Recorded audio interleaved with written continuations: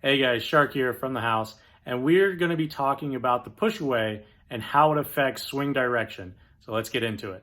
What is going on, guys? We are back with another video. Matthew Johnson here has sent in a video for us to critique and give him a little bit of help on. First thing I see is the push away. Okay. He's got a little bit of a hitch in the start here, which might just be a little timing thing for him, which is totally cool. But the big thing that I'm looking at is where it starts in the push away, which is right here in front of his body, and then where it goes once it's out of his hand, which is directly left of his body. He's pushing it out away from his body, which makes his swing dip in behind him. So he gets behind him, and then at the top of the swing, instead of it, looping back in close to his body, it gets out away from him, and then he pulls it down to finish, and which creates his hand on the outside of the ball. Not a great leverage position, but I think that it is actually quite a simple fix to get him into a better leverage position, get his swing straighter, and just and make it easier for him to repeat shots. And that is a drill that I learned at Wichita State that we used to get my swing straighter, which was feeling like, let's say he's looking at board number 10. Okay. To get the push away more in front of you and get it going towards your target, if you're pushing out away from your body, you want to, for Matthew's case, he's left-handed, you want to feel like you're pushing a few boards right of whatever you're looking at. So if you're looking at board 10, feel like you're pushing towards the third arrow, board 15, 14, and use your phone to record the video of you practicing this, so that way you can know whether you did it correctly or not, whether what you're feeling is matching up to what is actually happening. And I think that that is going to tremendously help Matthew create a straighter swing, it'll be a lot easier to repeat shots, because his swing will be straighter, and it'll allow him to play even straighter than what he is now.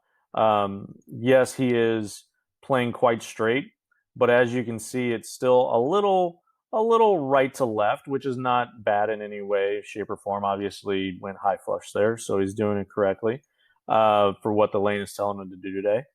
But there are times when you need to be even straighter, and I think that I would imagine that Matthew's miss here is actually right, too far up the lane, because his swing is inverted. So I would love to see Matthew get that push away more out in front of him, more towards his target, and creating a little bit straighter swing. Second thing I want to talk about would be footwork. As you guys can see, we'll play this in real time. Matthew is moving really quick. Feet are moving really quick, really small steps, and really pulls down on the downswing to get into time to try to get the ball off his hand. So I would love to see Matthew use more of the approach to generate his ball speed. And what I mean by that is the first couple steps can still be small like they are, but I would love to see him back up maybe 5 or 6 inches, just to use more of the approach, so that way he's using his legs to generate the ball speed instead of his upper body.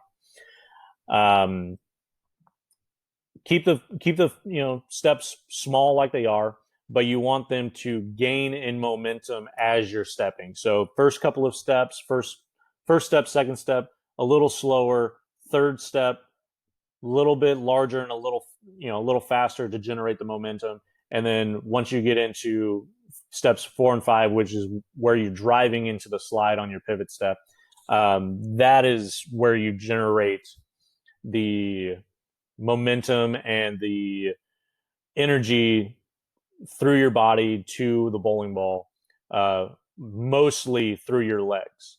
So I would love for you to work on that. I think it's going to be a much better way for you to generate ball speed and and create leverage onto the bowling ball, so that way you don't have to feel like you're forcibly creating revolutions and forcibly creating ball speed. I think it's going to be a lot easier for you to repeat shots when you're using your legs to generate the ball speed instead of your upper body, because you're not going to every once in a while pull one left or feel like you miss it at the bottom and it goes to the left. Um, did I say miss left? I meant pull one right and go kind of over your right toe there and get it too far up the lane because you're pulling it down on the downswing and then kind of fanning on it at the bottom and missing it left. So yes, focus on using your legs to generate the momentum instead of your upper body, which will then get into the third thing that I want to talk about, which is here at the downswing, which is from basically here down, you're late in timing, and I would love to see the ball be in a better leverage position, which, let's see if I can, a little far. Which right here, instead of the ball being up here where it is, we want it pretty much level with your shoulder, so that way it is, so that way your arm is pretty parallel to the approach. That is prime leverage position. You're creating a great leverage point, which will help you create a very large flat spot at the bottom to, basically manipulate the ball into doing whatever you want. So I think that the finish position is going to go hand in hand with footwork, because your footwork is going to determine how late or early you are. Darren has been trying to get into a better timing position at release point, and all he's been working on is footwork, really. Darren, pretty loose swing, and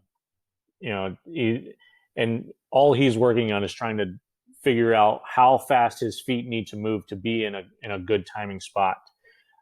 So Matthew, I would love for you to get into a little bit better timing spot by making sure that you're using more of the approach and using your legs to get into that better timing spot.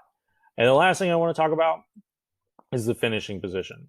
So Matthew's foot gets pretty high up in the air here, and a lot of that is because he is pulling it down and trying to create so much ball speed with his upper body, so everything else kind of gets thrown out of whack. I would love for Matthew's foot to be a little bit closer to the floor down here and using more knee bend. I think that would be a huge help, because that is then going to affect his spine tilt and get his head more over his knee, which is a much better leverage position and a much more repeatable position. And all this is going to do is relieve the strain on the knee. He might not be feeling it now, but in 10 years, he's going to feel it. That's when your body starts to, be more susceptible to injury. And that's pretty much what we're trying to prevent here, is just creating longevity in his knees, in his shoulders, in his, basically in his entire body, because you don't need to use as much muscle and as much forces as Matthew is here, whether he's a young kid or not, to generate these revolutions and this ball speed. You can use your legs, use leverage and momentum to create that ball speed and rev rate in a much more natural way.